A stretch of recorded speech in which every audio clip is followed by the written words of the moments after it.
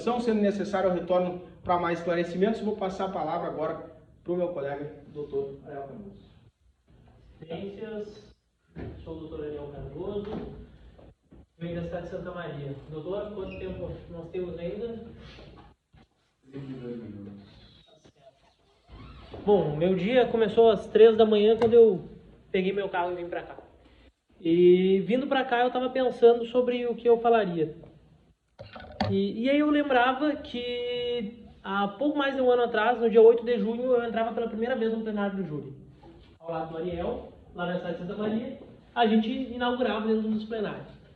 E aquele momento ali foi algo ímpar na nossa vida. A gente decidiu que isso seria o que a gente ia fazer pro resto da nossa vida. Então, precisasse o juiz que alguém viesse de lá de Santa Maria 2 dias antes de um júri, a gente estudaria, em 2 dias a gente viria. E a gente fez, dentro do possível, o que podia nesse processo. A gente estudou, a gente viu todos os vídeos de audiência, e a gente pode dizer que não tem provas para uma condenação nesse caso. E aí, me desculpem por atropelar a saudação, mas eu entendo que hoje o foco não é nos juízes, não é nos promotores. Não é nem nos meus colegas. Hoje o foco é no réu e por que ele não deve ser condenado, por que ele deve ser absolvido. Mas, como de praxe, eu preciso fazer algumas saudações. Doutor juiz de direito, receba meus cumprimentos, te conheço há pouco tempo, o último júri que nós fizemos aqui foi no dia 18 de maio, e eu pude ver que o senhor é um juiz que está entre os grandes juízes que eu conheço, como o doutor Ulisses, lá da minha comarca, e se a defesa pede para consignar, vai consignar. Entende que o nosso dever é defender o réu com todas as formas que a gente tiver. Então, a gente está fazendo o nosso papel e o senhor respeita isso, respeita a advocacia. Doutor promotor de justiça, receba meus cumprimentos. Sua atitude foi louvável hoje, porém, eu preciso dizer que, ok, nós estamos aplicando o direito da forma como deve ser, não vamos aplicar as qualificadoras, essa é a fala do doutor promotor, não vamos aplicar as qualificadoras porque não temos base para que as qualificadoras persistam. Certo, mas a gente precisa ir um pouquinho além. A gente precisa ir além porque a gente precisa estudar esse júri e saber que a gente está nesse júri dentro de um processo penal. E dentro do processo penal, a gente precisa entender o que o Código de Processo Penal diz. E o artigo 155 do Código de Processo Penal diz que toda condenação deve ser baseada, aliás, não se pode ter uma condenação exclusivamente sustentada em elementos informativos. E hoje, se nós tivermos uma condenação, vai ser com base em elementos informativos. Lhe parabenizo por essa decisão de vir aqui e dizer não apliquem as qualificadoras, mas eu preciso ir um pouco além, porque eu entendo que o direito, ele é de todos nós.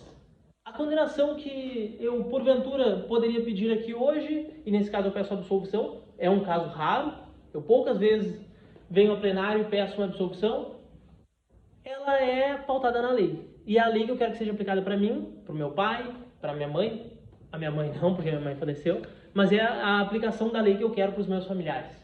Uma aplicação que considere exatamente o que está ali, para que não se inove ou se pense, para ele nós vamos aplicar diferente, porque ele tem antecedentes.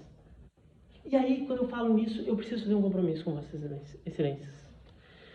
Quando Vossas Excelências entraram nesse plenário aqui, se sentaram, o juiz tomou o compromisso legal de Vossa Excelência. E o compromisso do 472 do Código de Processo Penal diz: concito-vos a examinar esta causa com imparcialidade. E aí eu digo que a gente está examinando esta causa. A gente não, para nós, pouco importa a vida pregressa do réu. Pouco importa se ele tinha antecedentes. E ele tinha sim antecedentes. Não negou, tem o furto, tem a posse. Não nos importa isso. A gente tem que julgar esse processo. Eu não quero que quando, porventura, eu cometa um erro, alguém me assalte, eu reaja, eu dirija bêbado e mate alguém no trânsito. Eu não quero que considerem a minha vida ou me julguem com base em circunstâncias alheias. Essa situação me lembra muito, Vossas Excelências não concordem nem discordem, me lembra muito o livro O Estrangeiro, do Camus, onde se condena alguém com base em coisas alheias, como o fato de não ter ido no velório da mãe, enfim. Se Vossas Excelências leram esse livro, veriam que quando nós condenamos alguém por antecedentes, considerando que ela tem antecedentes judiciais, a gente faz muito parecido com o que aconteceu nesse livro. A gente condena alguém pensando na vida dela. Mas ele hoje não cometeu o crime, mas ele já cometeu um crime, então vamos condenar. A gente não pode pensar nisso. A gente tem que considerar exatamente o que a lei manda e examinar esta causa, o que tem dentro deste processo. Antigamente, quando nós tínhamos processos físicos, a gente pegava o processo e dizia, olha, excelência, é a prova que está acarreada aqui dentro desse processo. Hoje é tudo eletrônico, a gente não consegue fazer mais isso. Mas as provas que nós temos são apenas depoimentos de 2 policiais que nada dizem nesse processo e do réu, que conta a sua versão. Fora disso, nós temos inúmeros fatos estranhos. Nós temos no mínimo 6 hipóteses de ocorrência desse crime. Se mata por R$100, que é um absurdo matar por R$100, se mata por uma carteira de cigarro, se mata por briga com a namorada, se mata por tráfico de drogas, se mata por qualquer coisa. Foi se tentando remendar esse inquérito no meio e as partes, a vítima e seus familiares, foram trazendo novas versões estranhíssimas, como o réu, do nada, um belo dia após a ocorrência dos fatos, procurar o pai da vítima em seu trabalho e a vítima e dizer assim, desculpas por ter tentado te matar. Alguém acredita nessa história? Que o réu foi até a casa, o trabalho da vítima, e disse, olha, desculpas por eu ter tentado te matar, mas eu fiz isso porque me pagaram R$100 para fazer isso. Não posso dizer quem foi. Ninguém faz isso. Se ele fizesse isso, ele teria sido morto. Ali, desarmado, enfim, contando essa história, com certeza a vítima, seu pai, todo mundo que estava nesse local, prenderia ele. Isso nunca aconteceu. A gente vê que essa história ela foi sendo inventada e remendada no meio desse processo. Então, a gente precisa pensar, aliás, julgar conforme as nossas consciências e conforme, sobretudo, o que tem dentro do processo. E a gente não tem que pensar assim, o que a sociedade vai pensar? E o que será que o meu vizinho vai pensar porque eu absolvi um cara que tem um roubo, que tem uma posse de arma, que andou com um simulacro de arma, enfim. A gente não tem que pensar nisso. A gente tem que pensar na lei. E a lei, sobretudo com as provas que nós temos, dizem que a gente tem que absolver. Porque a gente tem o réu que vem aqui em plenário e conta a versão dele, os fatos. E aí o que são os fatos? Ele vivia em um local pobre, uma vila dominada pelo tráfico, com criminalidade. Uma vila onde a sua família passou muito trabalho. Sua mãe perdeu um filho, sua mãe corre o risco de perder outro filho, sua mãe cria os netos do filho que morreu nesse mesmo local e não consegue sair de lá, dada a pobreza que eles vivem. Eu conversei mais cedo com ela e perguntei ali na frente, todo o tempo ela ficou aguardando o julgamento do filho, que é o filho que mora com ela, que cuida dela em todas as questões de depressão. Disse, tem algum filho teu que ainda mora nessa vila? E ela falou, não. Eu disse, me conta um. E ela falou, o Flávio. O Flávio, ele é pizzaiolo, a primeira oportunidade que ele teve, ele saiu de Alvorada. Onde é que Alvorada não, da vila lá. Onde é que o Flávio está morando? Rubemberg. Ele saiu, ele disse que não quer mais nem ver, porque ele quer ficar longe de tudo isso. Esse é o local que eles viviam, dominado pelo tráfico, pela criminalidade. A gente tem que julgar pensando nisso também. Pensando nessa condição que eles viviam e, sobretudo, que essa área era dominada pelo tráfico, que exercia um comando, e a gente tem que dizer, infelizmente, a polícia não pode estar em todos os lugares, e as facções criminosas dominam partes da cidade. Esse território é meu, esse território é teu, esse território é dos balas, esse território lá na minha cidade tem os mano. Eles dominam, e aí eles fazem represália para quem eles quiserem, eles agem conforme eles querem.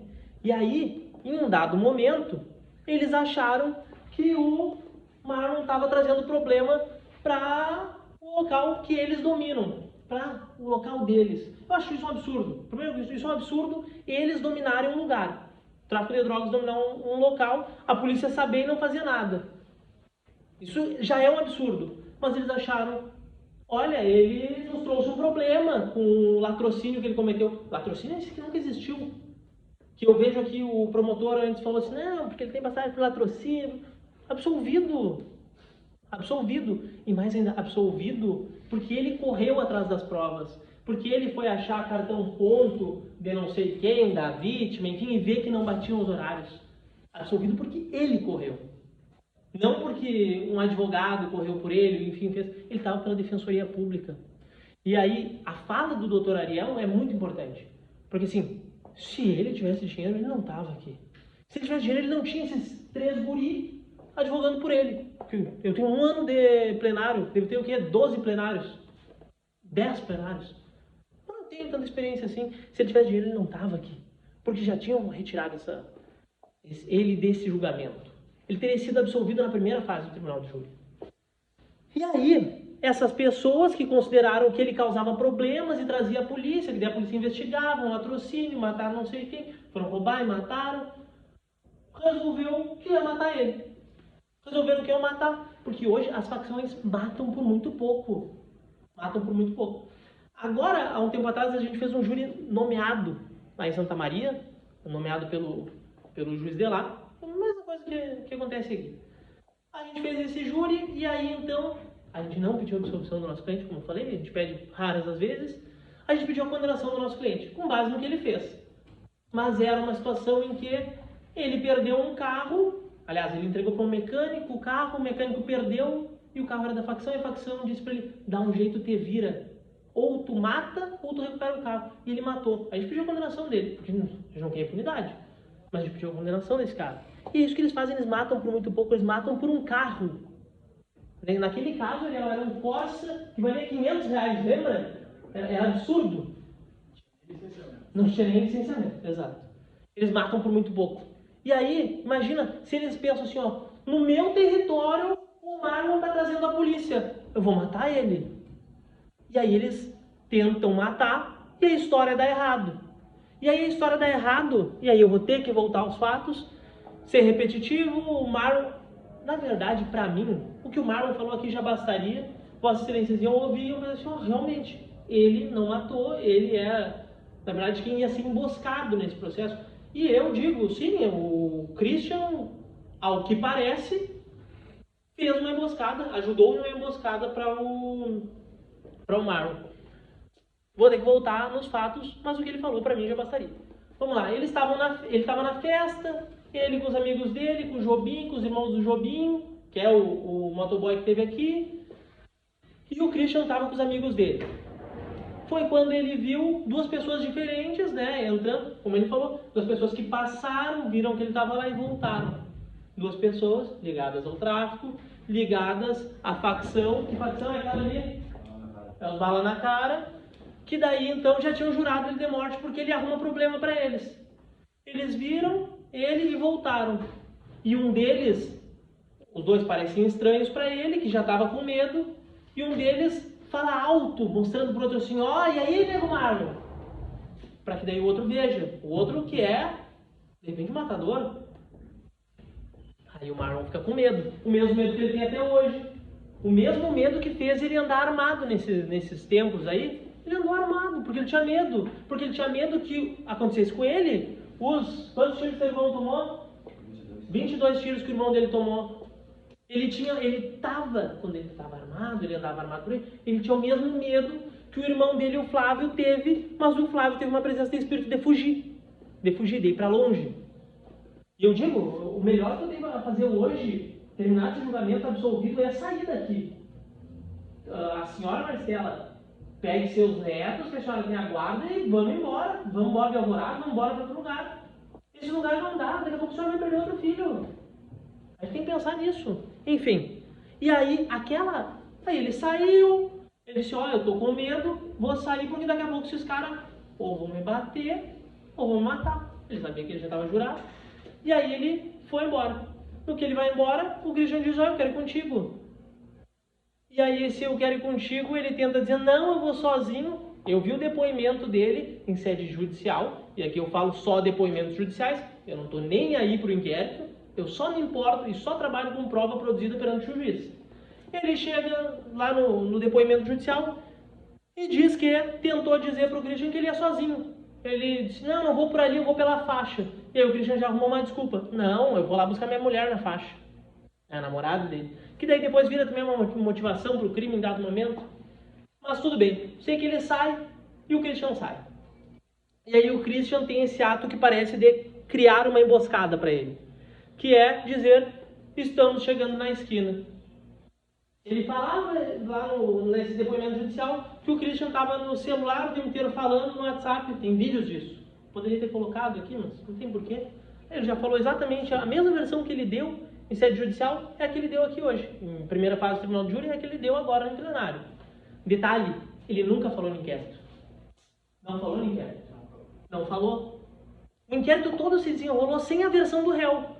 Sem saber se ele estava lá, ou se só colocaram ele como bode expiatório.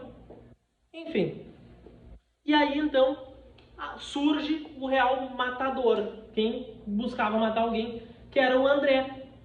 Lembra aqueles dois homens que apareceram? O Monstrinho e o André. O André tem o sobrenome, André, né? André Alves. André Alves. Vamos fazer alguma coisa. Vamos tentar achar quem é esse André Alves, porque ele é quem queria matar alguém. Tá. O André Alves vem e dá o tiro. E aí, aquela bala que saiu daquela arma, ela não era pra matar o Christian, pra pegar na boca, pra tentar matar o... Nada a ver. Aquela bala de arma tinha um nome nela. Se a gente puder dizer assim. Tinha um nome naquela bala de arma que era Marlon. Aquela bala era pra matar o Marlon. Por quê? Porque ele arrumava problema pros balas na cara. Porque ele levou a polícia pra lá. Porque daí então eles tiveram que, quem sabe, o tráfico deles diminuir, eles perderam dinheiro. E eles não estão nem aí, eles matam pra eles mandam o matador matar e tá ótimo. E de repente até o André que ia matar ele, subia na facção porque matou ele. Porque matou alguém pela facção. Era isso que ia acontecer. E aí dá tudo errado.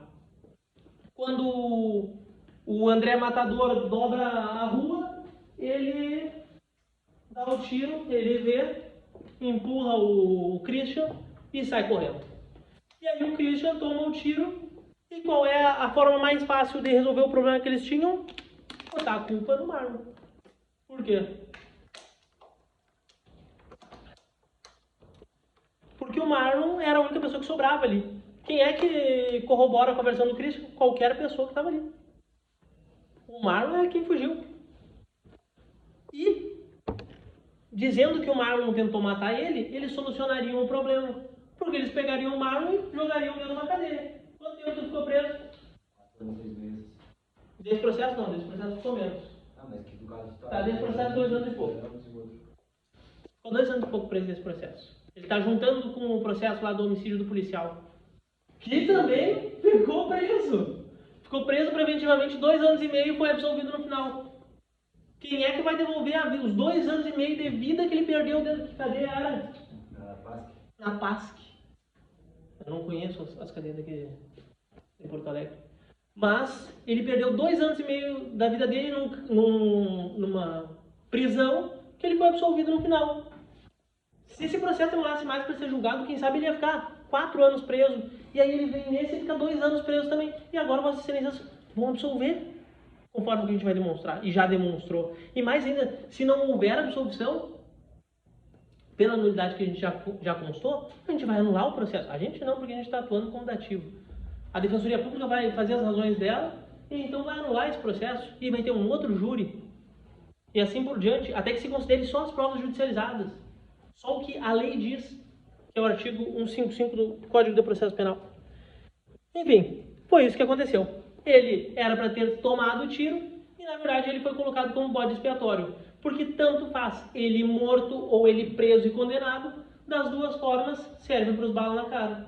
Serve ele afastado da comunidade porque está preso e serve também porque morto. E quem sabe, de repente, se ele ficasse mais tempo no presídio, ele ia ser morto também por eles. Enfim, toda a prova que a gente tem, e aí eu repito, qual é a prova que a gente tem judicial? De novo, eu só trabalho com prova judicial. O que a gente tem de prova judicial? 2 policiais, o Silvio e o Elvis. O Silvio, na audiência, não sabia do que estava tratando. Ele disse, não sei, não lembro dessa ocorrência, não lembro de nada. Teve depoimento dele, ele não disse nada. E o outro, eu lembro, talvez. Os dois se conheciam e tinham envolvimento com tráfico.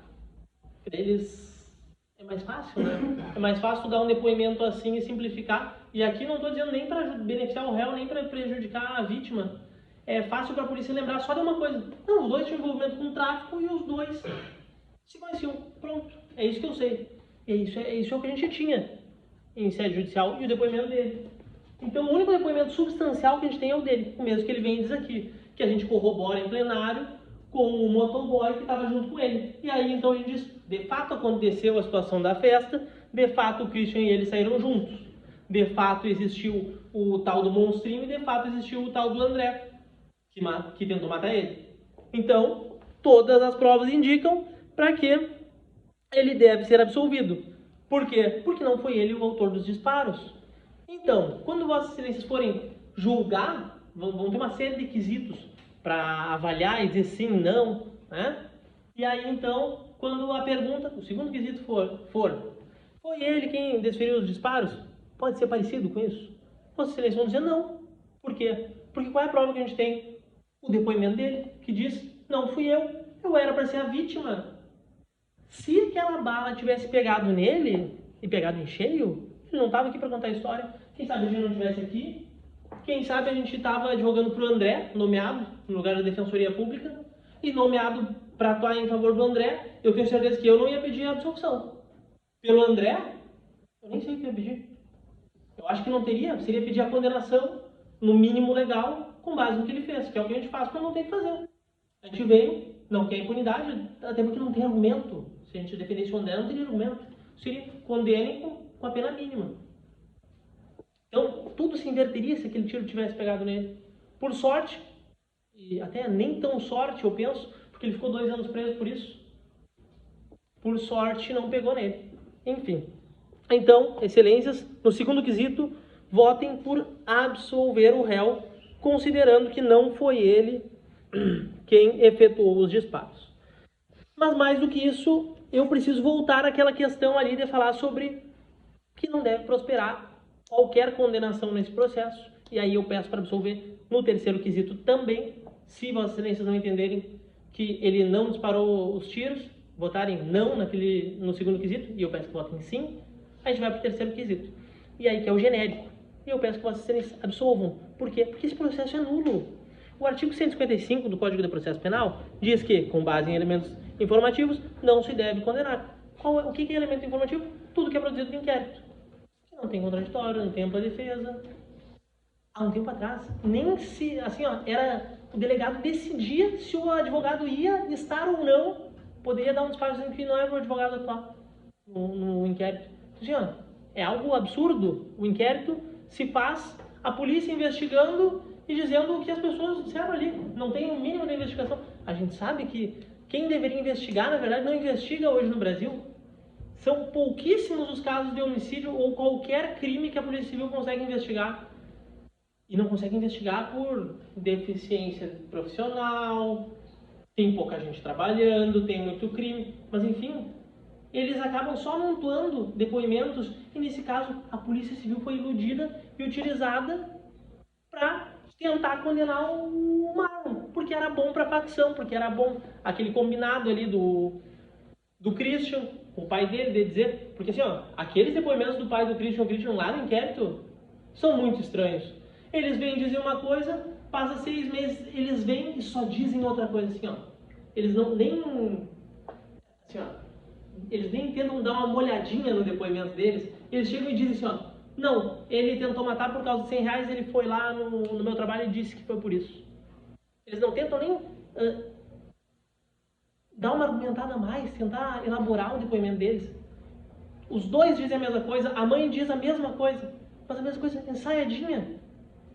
É difícil que todas as pessoas não tenham um mínimo de contar com palavras diferentes as coisas. Não consigam contar com palavras diferentes. Todo mundo tem as mesmas palavras. Tudo parece muito ensaiado nesse inquérito. Inclusive, as mudanças deles. E essas mudanças são absurdas, né? Como a gente já falou. Mata por cigarro, mata por 100 reais, mata por namorada, mata por qualquer coisa. O que eles queriam era um bode expiatório para botar na cadeia. Doutora Helga, você é capaz de fazer. Estava ali pensando e me lembrei que eu esqueci de falar uma coisa. Esqueci de falar um ponto especificamente sobre esse processo. E que esse ponto eu anotei enquanto eu estava ali ouvindo atentamente a fala do Ministério Público. Que é o seguinte. Primeiro, não venham aqui sustentar e tentar botar uma pecha no réu como se ele fosse de organização criminosa. Porque vem aqui sustentar e dizer, olha, talvez ele tenha feito isso para demonstrar força, para subir um degrau na facção. Todos esses antecedentes que ele tem, nenhum é por organização criminosa. Nenhum. E os crimes mais graves ele foi absolvido. Doutor, foi ele que falou no interrogatório, né? Ele falou que ele queria subir um degrau na facção, que ele queria mostrar força. Doutor, ele precisou entrar em facção, né? Ele já tinha... Não, doutor. Não, mas Calma o senhor está manipulando, assim como manipulou aquela questão. Quando ele falou... a gente, nesse momento, ninguém lhe interrompeu, ninguém lhe apartou e eu prefiro que o senhor não me aparteie. Seguinte, o promotor teve um detalhe, teve um pequeno deslize na fala dele em um momento, e aí eu tento ser o mais polido sempre. Porém, em dado momento, o Ministério Público disse assim, porque ele disse que agora ele se encorajou a trabalhar. Eu estava aqui, o Ariel estava aqui, o juiz estava aqui, Vossa Excelência estava aqui. Ele disse, agora eu me encorajei a trabalhar sozinho. O promotor esqueceu do sozinho porque não soa tão feio, ele não parece um bandidão, se não tem a palavra sozinho. Ele antes trabalhava para um empreiteiro, um cara que tem um MEI, vinha, conseguia uma obra e botava 3 caras a trabalhar para ele, ganhando uma diária de 100 pila.